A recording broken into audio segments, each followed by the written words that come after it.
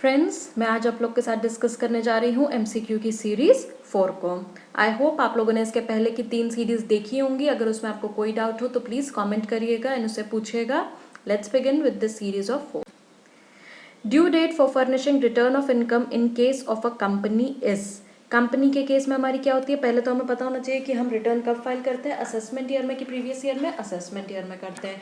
तो अब assessment year हमारे कंपनी के केस में हमारी ड्यू डेट क्या चली जाती है, 30th September of the assessment year, that is option सी।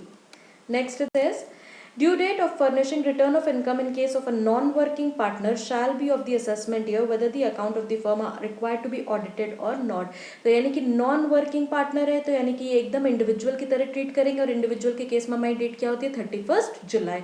और ये अगर क्या कहते हैं वर्किंग होता है, ऑडिटेड होना होता है, then it should be 30th September। तो in this case answer will be A. Which of the following is correct?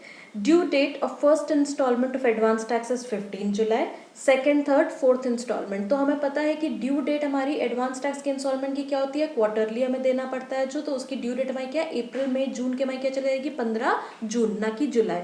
तो ए हमारा क्या चला जाएगा, गलत हो जाएगा। सेकेंड हमारे क्वार्टर कब से आएगा, अप्रैल मई जून का, जुलाई अगस्त सितंबर, सितंबर की होती है 15 सितंबर, सो B is correct.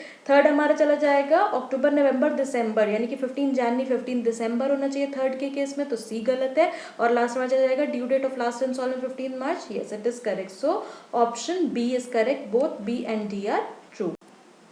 Statement 1, belated return of income for the assessment year 2021 can be filed on or before 31st March 22 where no assessment has been made।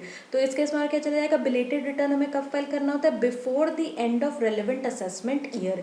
यहाँ पे हमारा असेसमेंट ईयर कब एंड हो रहा है, इसमें बोला है फॉर द असेसमेंट ईयर 2021, तो 31 मार्च 21 तक मतलब हमें फाइल कर देना चाहिए। तो ये हमारा गलत हो जाएगा, 22 की जगह का 21 होता तो सही होता है। In second, E filing of ITR in approved computer readable media can be furnished under section 139 subsection 1 be correct, so 1 is incorrect and 2 is correct, so C option। Next 5, the amount of TDS should be deposited by deductor in the government treasury within the time limit, yes सही बात है। Form 1616A can be prepared without valid PAN, no never। Form 16 हमारे क्या, employer employee को जब देता है salary के केस में तो भाई पैन नंबर तो होना जरूरी है, so A is correct and R is incorrect। Then distribution of income tax is done among central and different state is based on the recommendation of finance commission। हाँ सही बात है, क्योंकि भाई हमारा इनकम टैक्स जो है वो क्या कहते हैं, सेंट्रल गवर्नमेंट कलेक्ट करती है। तो सेंट्रल गवर्नमेंट के ने क्या बनाया, फाइनेंस कमीशन, जो कि बताता है कि अब वो कितना उसको क्या कहते हैं, सेंट्रल गवर्नमेंट को स्टेट गवर्नमेंट में पैसा जाएगा। यानी कि पेरेंट्स अपने बच्चों को जैसे पॉकेट मनी देते हैं, पेरेंट्स के पास आती है इनकम, उसमें से कुछ कुछ पोर्शन वो पॉकेट मनी की तरह अपने बच्चों को देते हैं। तो वैसे ही यहाँ पे क्या है, इनकम टैक्स जो आता है वो सेंट्रल गवर्नमेंट कलेक्ट करती है और उसका कुछ कुछ पोर्शन वो अपने बच्चों यानी कि स्टेट्स में डिस्ट्रीब्यूट करती है। So income tax is levied and collected by central government. Reason जो दिया है, हाँ ये दोनों ही करेक्ट है and it is the correct explanation also. हमारा कितना परसेंटेज होता है वो डिफर करता है, जैसे कि हमारा अभी 15 फाइनेंस कमीशन जो आया है उसने बोला है, 14 फाइनेंस कमीशन तक क्या था पहले समझिएगा, 42% स्टेट्स को जाता था और रिमेनिंग सेंट्रल गवर्नमेंट अपने पास रखती थी। अब जब से हमारा क्या कहते हैं newly form union territory JNK और लद्दाख की हुई है, तो 41% स्टेट को जाएगा, 1% यूनियन टेरिटरीज को जाएगा and remaining will remain with the central government. Assertion, a person can be liable to pay income tax for income earned by another person, yes, क्योंकि हमने देखा है दूसरे केस में से जो देना पड़ता है, income tax department is govern by CBDT, correct. Direct taxes को हमारा central board of direct taxes, हमारा income tax is direct tax तो CBDT गवर्न करता है, और इनडायरेक्ट टैक्स CBIC यानी कि इनडायरेक्ट एंड कस्टम गवर्न करता है, so both are correct.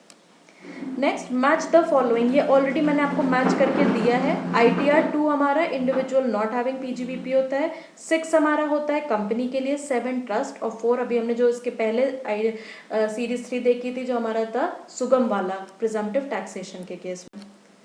The daily allowance received by a member of parliament is exempt, taxable, taxable to constitution, exempt। तो obviously it is exempt, हमने देखा था fully exempt allowance को जो हम देख रहे थे।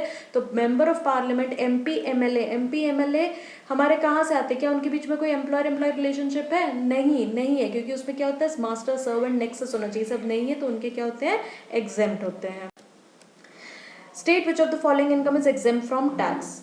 Share in income of HUF, interest in government security, salary, capital gain. Capital gain की इनकम कैपिटल हेड में टैक्सेबल होती है, सैलरी इनकम सैलरी हेड में, गवर्नमेंट सिक्योरिटी अदर सोर्सेज में। Share in the income of HUF, भाई income of HUF को तो हमने जब असेस कर दिया तो उसमें से अगर हम कोई शेयर दे रहे हैं, इट इज जस्ट लाइक कि अगर फादर ने अपनी इनकम पे टैक्स दिया, अब वही इनकम अगर वो अपने बच्चों में डिस्ट्रीब्यूट कर रहे हैं तो क्या उसी इनकम पे दोबारा टैक्स लगेगा? नहीं, दैट इज जस्ट डिस्ट्रीब्यूशन, ही शेयरिंग इज इनकम। सो इसका आंसर चला जाएगा ए। Thank you.